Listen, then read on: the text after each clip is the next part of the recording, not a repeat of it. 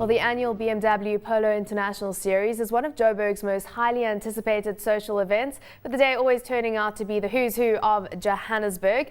Yet instead of focusing on the fine wine and fashion, Finweek this week looks into where the real action is. That's on the field, also known as the Game of Kings. Today we're taking a look at polo in South Africa and where there are any real business opportunities and development opportunities to be explored in this space, and more broadly on the African continent. Brad Mac Gibbon, a former Springbok and South African Polo Association Exco member, and Craig James, Inanda Polo Club manager and instructor, both with us at the desk. Thank you both for joining us. Craig, let's start off with you. Talk to us about the size of the polo industry here in South Africa, because I suppose we're not in the UK where there's tradition, there's a history there, there's a different also group of people, different kind of income groups and everything you're talking about, this being quite an elitist sport. Is it elitist in South Africa? Is it exclusive? Well, yes, it is an expensive sport.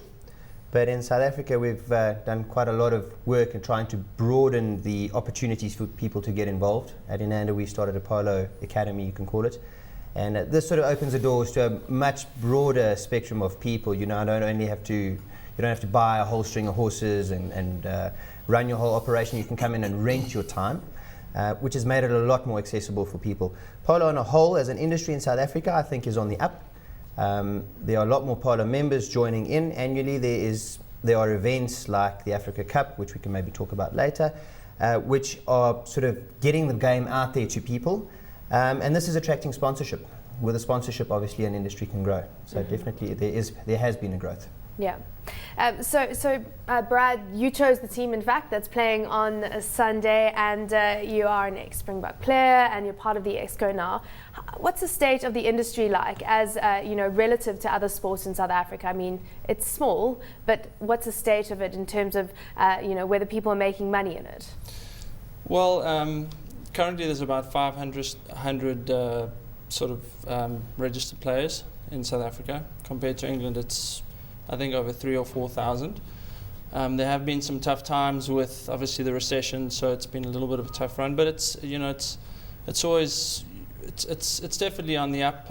As Craig said, there's new events, new sponsors, so it's in good shape.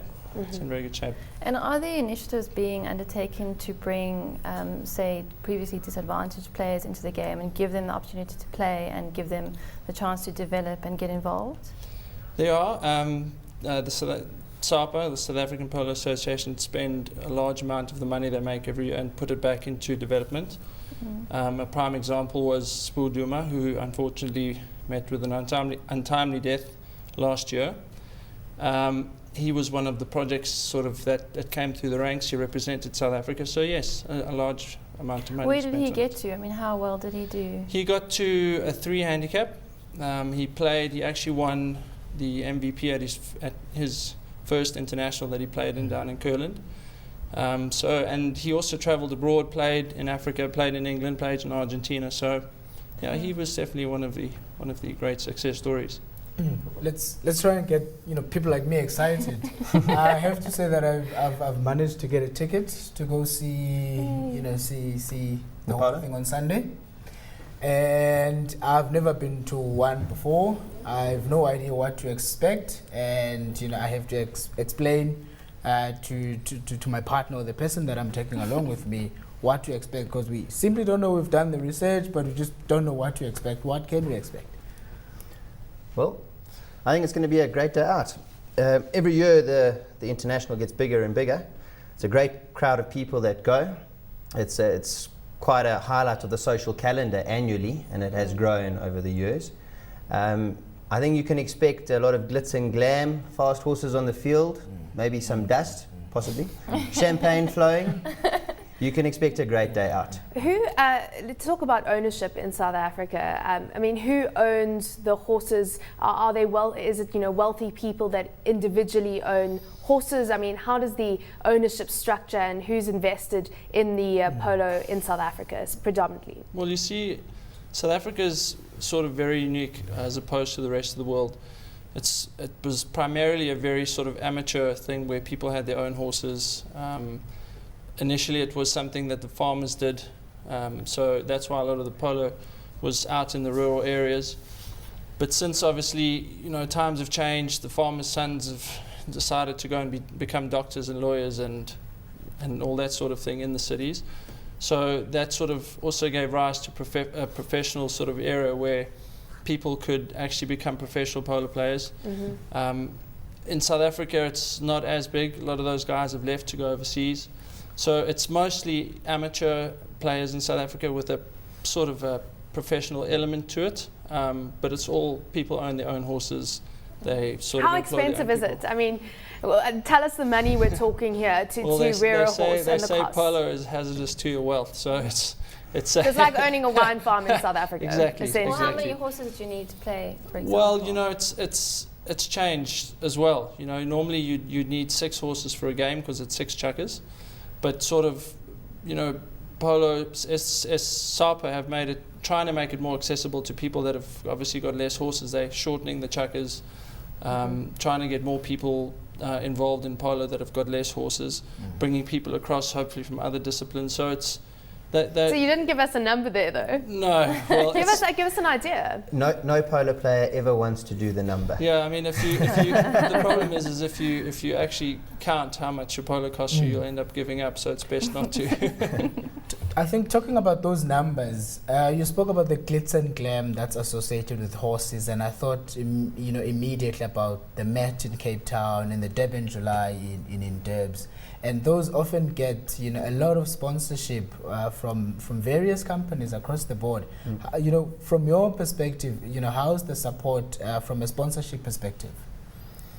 The sponsorship has been growing, because polo is such a small community, as Brad said. There are only about 500 players in South Africa. Sponsors look at it and often don't feel that there's enough return by getting behind polo. What we found now of late, with an example, the Africa Cup, which we have at the Inanda Polo Club, people are now seeing the benefit being associated with the glitz and glam. And then on top of it, it's being open to a much broader audience with a development angle. That sponsors are slowly getting into it. But I think there's still going to be a bit of time. It's a process. Eventually, hopefully, we'll be the same as JMB Met and the Durban July. The thing to mention as well is that the BMW International was been sponsored by BMW for probably the last 24 years. So I think it's one of the longest standing sponsorships. And they have had their development cup, which they have a development curtain raiser. I think that's been going on for the last 14 years. So it's definitely. How do we need to get more money invested in this sport right now? I mean, you're changing the angle there. You're trying to make it more accessible by having people rent as opposed to own horses. But let's just start off with you, Brad. I mean, what needs to be done to make this a space that people find it lucrative to invest in? Well, I think it's, just being associated with polo. I mean, the people you get to meet through the polo space. It's, like, let's say, for example, this weekend it's a good day out for sponsors to bring their clients. So, it's sort of a tough one to call. It's just exposure. It's introducing people and sponsors to the sport. It's like any other sport. It's not as big as soccer and your sports that you see every day on TV. It's something that needs to sort of get out to the people. So. I mean, talking about getting the sport out to the people, you look at chess, for example. It's a very small niche type of sport, call it sport or activity. But there has been a growing trend of actually taking it to the people, for example, to the townships, and getting young kids off the streets interested in playing chess for mind stimulation and a whole range of other things. From your perspective, are you doing anything active to take the sport to other people? Call it a recruitment drive. We are at the moment at Inanda. We're trying to raise sponsorship to allow development players to play in our big annual event, the Africa Cup, which is actually happening at the end of September on the 29th. And what we've done is we've approached sponsors, prospective sponsors, with proposals saying, look, if you give us this financial backing, we can then take it to a much broader audience. We can take someone from a previously disadvantaged situation, which Spoo came from, and we can put some money behind them and get them involved with events where they will be seen and hopefully, caught up in other big teams or gain more sponsorship. So we're trying, but it's again What's a been the process. response like from? It's looking quite positive. We'll know in another month or two, hopefully. Just in terms of the exposure as well, SAPA, what they do is they have an initiative with a place in the Free State called Polo Africa that they invest a lot of money into, where they actually get kids out in the rural area to put them through school, teach them polo, all that sort of thing, and that to tie in with the Africa Cup, it's what it is, the Africa Cup. People see polo as a predominantly white sport, and now you've got people coming from Nigeria, you've got teams from Ghana, you've got the Polo Africa team that's from South Africa, so it's exposing the game to show sort of, this isn't a predominantly white sport, it's actually quite big in Africa. Yeah, How so big let's... is it really Get into exploding that. in Africa? Yeah, I mean, I where mean, are the polo- hotspots? Nigeria, Uganda. Polo in Africa is very big. We don't realize how big it is. Nigeria, there's, I think, 12 clubs in Nigeria. It's very big. How many clubs do we have here? Probably, I think, 40. Not all of them are active. Back to the SAPA's drive to invest into a lot of the clubs. They have sort of identified polo centres close to the areas where people would be playing, and that's where they've spent the most money to draw the people in, so that you can attract players and sponsors. So is the growth in Africa, is that benefiting the local scene? Are you guys seeing some spin-offs? I think so. A lot of the South African players sort of travel to Africa. Out of that comes horse sales.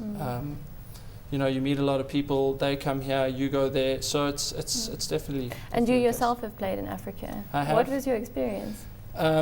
It's been rather interesting to some of the places. It's nice to go and visit different places, play different horses, see how they do it there. It's definitely very interesting. So if Africa is a growing market and a growing region, really, where we're seeing, in Nigeria, for example, 12 clubs there, is this going to mean that, polo, we have more sports teams to play against here in South Africa, and this is going to be more of an area of interest for sponsors going forward?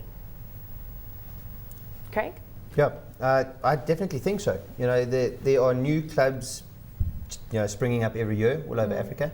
With that comes more players. A lot of these guys are also businessmen traveling cross borders, so it's not just Africa up, it's coming back to South Africa. So I think there will definitely be a growth in the sport. And with that, huge potential for sponsors to get involved, crossing borders. What do you think is driving the growth in these countries? Is it just the allure associated with polo or just the increasing wealth of these countries is spinning off into the game? Yeah, I think so. I mean, in a place like Nigeria, a lot of those guys, it's quite a wealthy country in terms of the minerals and everything, and a lot of those guys are involved in it. So these are the sort of guys building the clubs. Although there's a huge amateur part to it, there's also the big sponsors in their own right, building their own clubs, driving polo just out of passion. And have we seen any professional players come out of Africa? Well, there are some professional players in Nigeria.